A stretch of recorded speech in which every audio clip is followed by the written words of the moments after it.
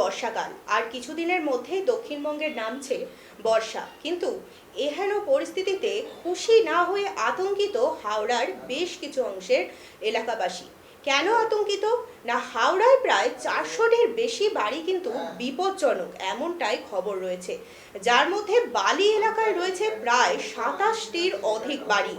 এরকম বিপজ্জনক বাড়ি বলে ঘোষণা করেছে ইতিমধ্যে হাওড়া কর্পোরেশন, তবুও এখনো পর্যন্ত নেওয়া হচ্ছে না কোনো উদ্যোগ। সবকটি বাড়িতেই নোটিশ দেওয়ার সত্ত্বেও মালিক পক্ষ কেন এখনো পর্যন্ত কোনো পদক্ষেপ নিল না, এ বিষয়ে ইতিমধ্যেই প্রশ্ন উঠছে একাধিক।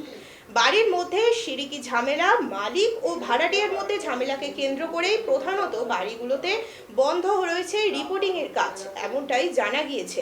ফলত মৃত্যু ভয়ে ভুগতে হচ্ছে সকল এলাকাবাসীকে।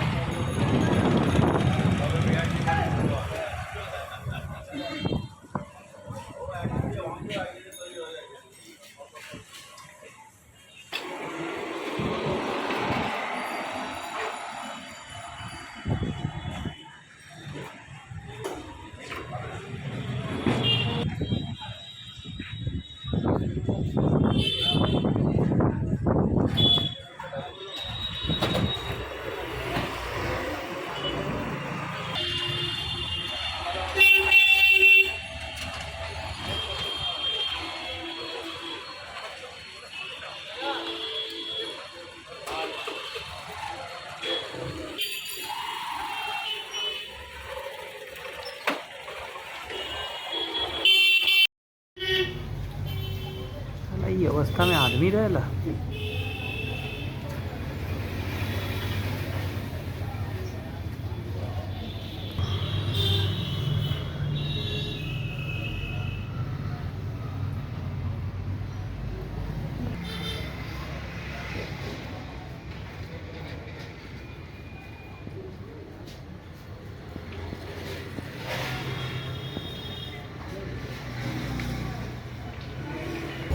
म्यूनसिपालिटी से प्रेस म्यूनसिपालिटी को अपडेट करना है। शाम को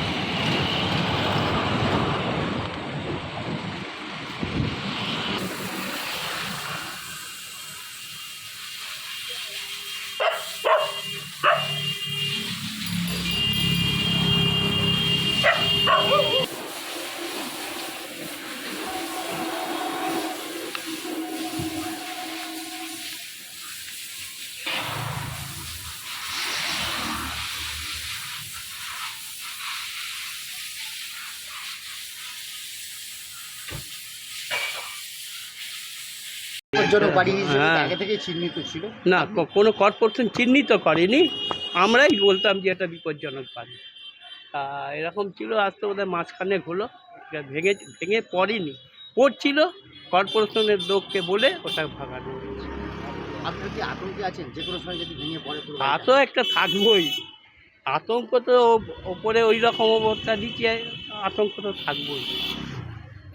ঝড় বৃষ্টি মানে আবার সামনে বর্ষাও আসছে, হ্যাঁ, ভেঙে পড়ার সম্ভাবনাও তো বেশি আছে। এখন যেটুকু করে, যেটা মেন প্রবলেম ছিল, ওপরে একটা লেখা ছিল 110 বছরের বাড়ি, হেলছিল ওটা, এবং ইট নিচে পড়ছিল। তখনই আমরা এখানে এই ওয়ার্ডের সভাপতি এরা আছে, কিশোর দেশারি আছে, এরা সবাই ওই খবর দিয়েছে সব জায়গায়। তখন কর্পোরেশন থেকে লোক এসে এটাকে দুপুরে বানালে আরও বড় অ্যাক্সিডেন্ট হয়ে যায়। এখানে তো বহু মানুষের যাতায়াত। বাবা, এখন জিটি রোড থেকে এটা বেশি গুরুত্ব হয়ে গেছে।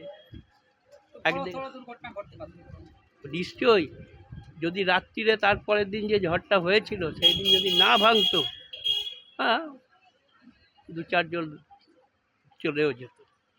মারা যেতে পারে, হ্যাঁ মারা যেতে পারে। মারা যেত। আপনার নাম? আমার নাম কিশোর বর্ধন। পুরসভা কি ব্যবস্থা নিচ্ছে কি মনে করেন? পুরসভা যেটুকু করে গেছে, এরপরে কি নিচ্ছে তাদের অফিসিয়াল ব্যাপার, সেটা তো আর আমরা জানতে পারছি না। তবে হ্যাঁ, এর পেছনে তো প্রমোটারও ঘুরছে, মানে সেইটাকে প্রমোটার ঘুরছে। চিন্তার মধ্যে আছেন। চিন্তা থাকবো না, একটা মাথার ওপরে যদি এই রকম ভাঙা বাড়ির নিচে দোকান করি, রুটি রোজগার তো এটাই, একটা চিন্তা তো থাকবেই। আপনার নাম? কিশোর বর্ধন। তো আপনারা কি আতঙ্কে আছেন? একদম নিশ্চয়ই আমরা আতঙ্কে আছি।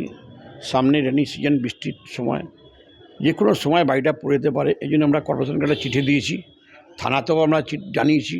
থানার আইসি বলেছি আমি নিজে কর্পোরেশনের চিঠি পাঠাবো, চিঠি পাঠিয়ে কালকেই কথা হয়েছে, আজকে পাঠাবো, পাঠিয়ে দিয়ে আমরা জানাবো এই পুরনো বিল্ডিংগুলো যাতে ভাঙা হয়।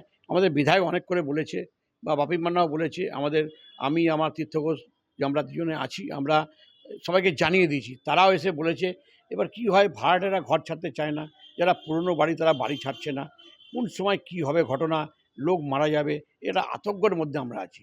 আর দেখুন, আমাদের সালকিয়া হচ্ছে একটা, বলতে গেলে খুব ভালো আমাদের পাড়া, ঐতিহ্য একটা আছে।